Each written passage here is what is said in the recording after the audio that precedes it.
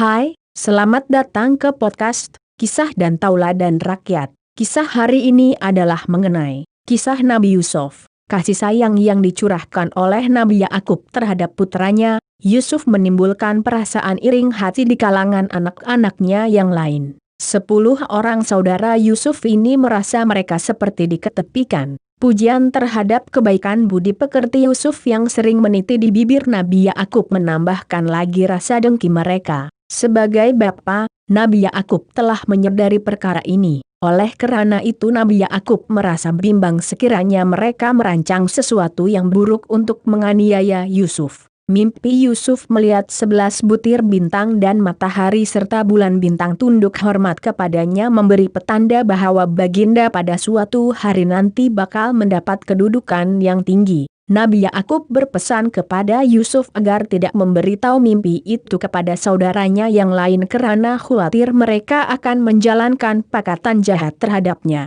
Menyadari Yusuf adalah bakal pemimpin umat dan penerus tali kenabian menyebabkan kasih Nabi Yakub pada putranya Yusuf semakin erat. Namun segala rahasia tentang kemuliaan yang akan diperolehi Yusuf itu sampai ke telinga abang-abangnya. Api kebencian dan kedengkian yang sedia ada dalam hati mereka menjadi semakin marak. Lantaran ide-ide jahat mula menusuk dalam kotak pikiran mereka. Yusuf mesti dihapuskan segera. Kita bunuh saja Yusuf, kata adik-beradik itu di antara satu sama lain. Oh, jangan bunuh dia. Apa kata kalau kita campak dia ke dasar perigi buta? Biarkan sahaja musafir lalu di situ memungutnya, kata salah seorang dari mereka. Bagai menjayakan rancangan jahat itu, lantas mereka meminta izin Nabi Yakub untuk membawa Yusuf pergi bersiar-siar. Pada mulanya Nabi Yakub agak keberatan karena khawatirkan keselamatannya. Tetapi jaminan dan janji yang diberi oleh anak-anaknya untuk menjaga Yusuf dengan baik membuatkan Nabi Yakub membenarkan juga akhirnya. Keesokan harinya Yusuf dibawa jauh dari kawasan rumah menuju ke satu kawasan yang jauh dari situ. Setibanya di sana Yusuf terus diheret ke sebuah telaga buta yang dalam lagi gelap. Tanpa belas kasihan, Yusuf yang ketika itu masih kecil dicampak ke dalam perigi. Ketika hari hampir senja abang-abang Yusuf sampai ke rumah.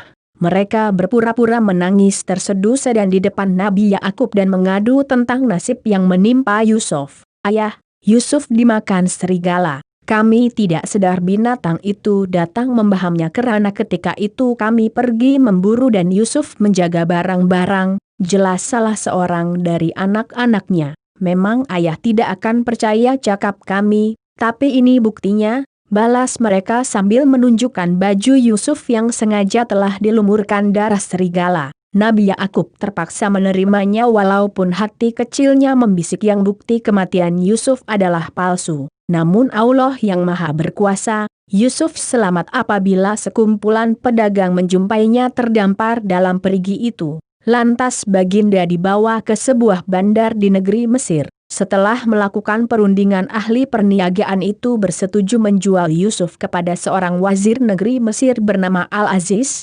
akhirnya Yusuf telah dijadikan anak angkat wazir itu. Baginda membesar dalam istana Al-Aziz dengan penuh kemuliaan sehinggalah meningkat remaja. Ketika itu ketampanan Yusuf makin menyerlah. Keluhuran budi pekerti dan sifat lemah lembutnya sungguh menawan. Sifat kenabiannya jelas terpancar pada diri dan perilakunya. Dalam diam-diam istri Al-Aziz, Zulaiha menyimpan rasa cintanya pada Yusuf. Dia telah jatuh hati dengan ketampanan Yusuf dan kebaikan tingkah lakunya. Desakan naluri cintanya semakin marak dan sukar dibendung.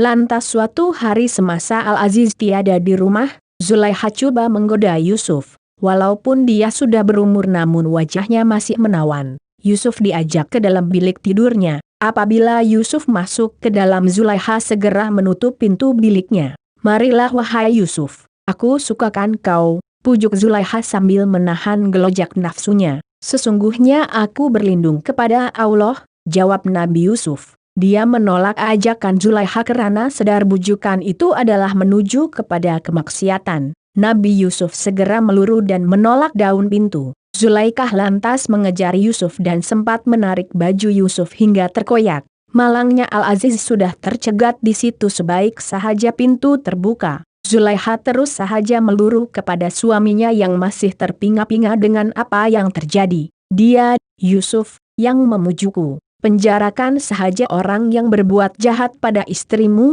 jerit Zulaikha berhelah. Nabi Yusuf yang segera mempertahankan diri dengan menafikan tuduhan berunsur fitnah yang bertujuan menjatuhkan maruahnya. Namun baginda tiada ruang yang cukup untuk menegakkan kebenarannya. Keadaan lebih berpihak kepada Zulaikha karena dia berada di posisi yang kuat.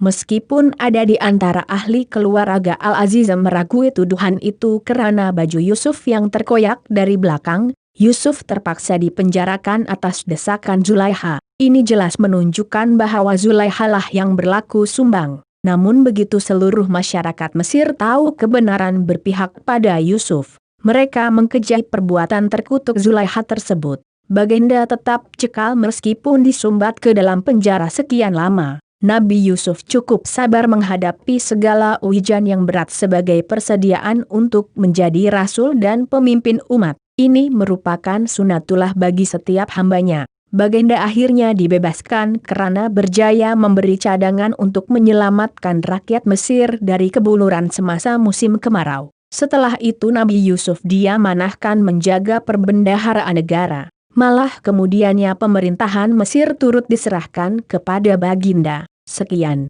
terima kasih karena mendengar. Sila kongsi dan like podcast ini. Kami sangat menghargai masa dan sokongan Anda. Jumpa lagi di siaran podcast akan datang. Salam hormat, jaga diri.